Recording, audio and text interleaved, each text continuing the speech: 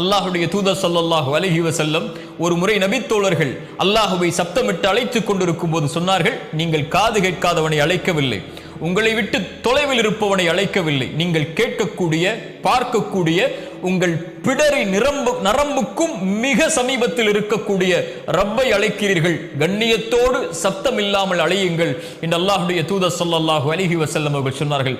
அல்லாஹ் சொல்கிறான், ஃபஇன்னி கரீப், நான் அவர்களுக்கு மிக சமீபத்திலே இருக்கிறேன். உஜீபு தஅவத தாஇ இதா தஆன், யார் அழைத்தாலும் அந்த அழைப்பவரின் அழைப்பிற்கு நான் பதில் கொடுக்கிறேன். யார் அழைத்தாலும், அவர் எந்த நாட்டிலிருந்து, எந்த மொழியிலிருந்து, எந்த ஊரிலிருந்து, எந்த நிறத்திலிருந்து, எந்த வேற்றுமைகளும் இல்லாமல் மனிதர்களில் யார் என்னை அழைத்தாலும் அந்த அழைப்பிற்கு நான் பதில் கொடுக்கிறேன்.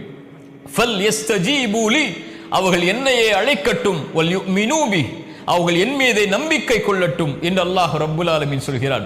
அல்லாஹ் கேட்கப்படுவதை அல்லாஹ் ரப்புல் ஆலமீன் நேசிக்கிறான். அல்லாஹுடைய தூதர் ஸல்லல்லாஹு அலைஹி வஸல்லம் அப்துல்லாஹ் இப்னு அப்பாஸை அழைத்து சொன்னார்கள், சிறுவரே, நான் சொல்வதை கவனத்தோடு கேள், சில வார்த்தைகளை கற்றுக் கொடுக்கிறேன். அல்லாஹுவை பாதுகார், அல்லாஹ் உன்னை பாதுகாப்பான். அல்லாஹுவை நீ பாதுகாத்தால் உனக்கு உதவி செய்பவனாக அல்லாஹுவை பெற்றுக் கொள்வாய். நீ ஏதாவது கேட்க வேண்டும் என்றால் அல்லாஹ்விடத்திலே கேள், ஏதாவது உதவி தேட வேண்டும் என்றால் அல்லாஹ்விடத்திலே உதவி தேடு. மனிதர்கள் எல்லோரும் உனக்கு ஒரு நலவை செய்ய நாடினாலும் அல்லாஹ் நாடியதை தவிர எதையும் செய்ய முடியாது. மனிதர்கள் எல்லோரும் உனக்கு ஒரு தீயதை செய்ய நாடினாலும் அல்லாஹ் விதித்ததை தவிர எதையும் செய்ய முடியாது. அல்லாஹுவை அழை அப்துல்லாஹ் இப்னு அப்பாஸே என்று அல்லாஹுடைய தூதர் ஸல்லல்லாஹு அலைஹி வஸல்லம் அந்த நபித்தோழரின் மூலமாக எமக்கு செய்தியை சொன்னார்கள்.